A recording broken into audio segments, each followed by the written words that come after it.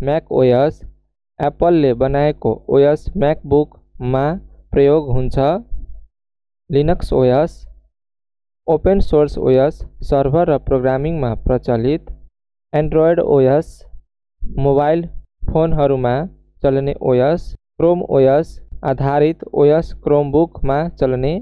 तपाईँ अहिले जुन मोबाइल वा ल्यापटप चलाउँदै हुनुहुन्छ त्यो ओएसबाट चलेको हुन्छ। नमस्कार, तपाईलाई स्वागत छ सेयर टेक्निकल ज्ञानको पाठ 7 मा।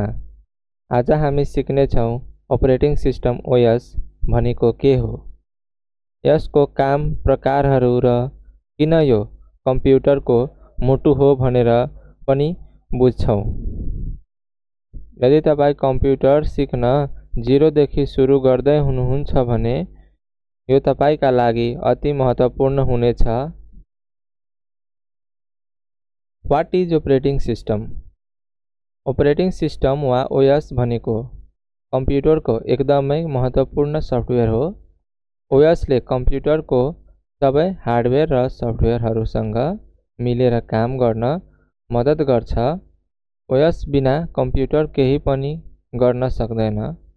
यो कम्प्युटरको म्यानेजर हो जुन सबै प्रणालीहरूलाई कन्ट्रोल र म्यानेज गर्छ। सामान्य भाषामा भन्नुपर्दा कम्प्युटर सिस्टम कम्प्युटर चलाउनको लागि आवश्यक आधारभूत सिस्टम हो। Function of operating system. Operating सिस्टमका मुख्य कामहरू यस्ता छन्। युजर इन्टरफेस प्रयोगकर्ताले कम्प्युटरसँग कम्युनिकेट गर्ने इन्टरफेस प्रदान गर्छ, जस्तै desktop, icon, mouse, pointer. Number 2 file management फाइलहरू बनाउने, डिलिट गर्ने, रिनेम गर्ने, सेभ गर्ने सबै काम ओएसले गर्छ। नम्बर 3 मेमोरी म्यानेजमेन्ट कम्प्युटरको र्याम कति कुन एपमा प्रयोग हुन भनेर कन्ट्रोल गर्छ। नम्बर 4 टास्क म्यानेजमेन्ट मल्टिटास्किङ धेरै प्रोग्राम एकैपटक चलाउन ओएस जिम्मेवार हुन्छ।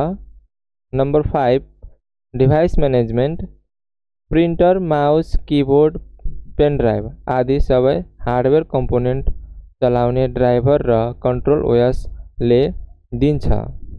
Number 7 security management password access control, admin र गेस्ट अकाउन्टको व्यवस्थापन ओएसले गर्छ।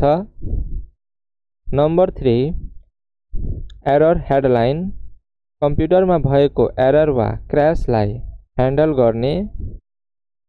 नम्बर 7 नेटवर्किङ सपोर्ट कम्प्युटरलाई नेटवर्क र इन्टरनेटसँग जोड्न सहजीकरण गर्ने।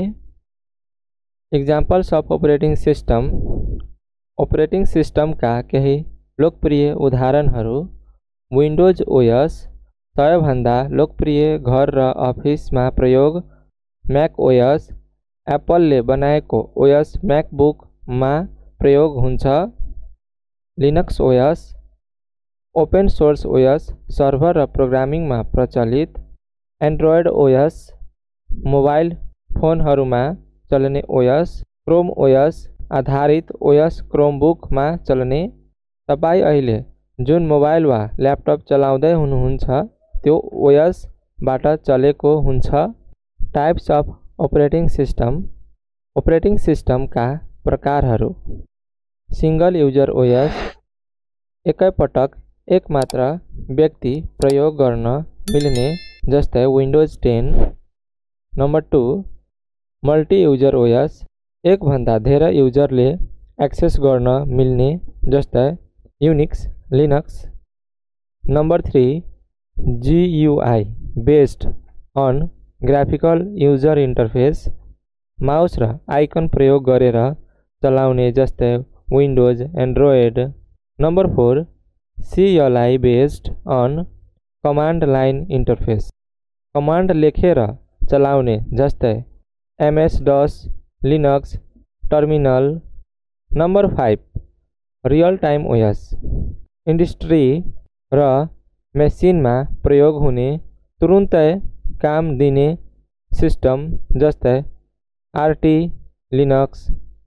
नम्बर 7 मोबाइल ओएस स्मार्टफोनका लागि डिजाइन गरिएको जस्तै Android iOS. Why OS is important operating system किन आवश्यक छ? विथआउट ओएस तपाईको कम्प्युटरले केही गर्न सकिँदैन। यो हार्डवेयर र सफ्टवेयर बीच ब्राइड जस्तै काम गर्छ। यो तपाईको एप डिभाइस र डाटालाई अर्गनाइज गर्छ। ओएसले नयाँ कम्प्युटरलाई चलाउने फ्रेन्डली इन्टरफेस दिन्छ।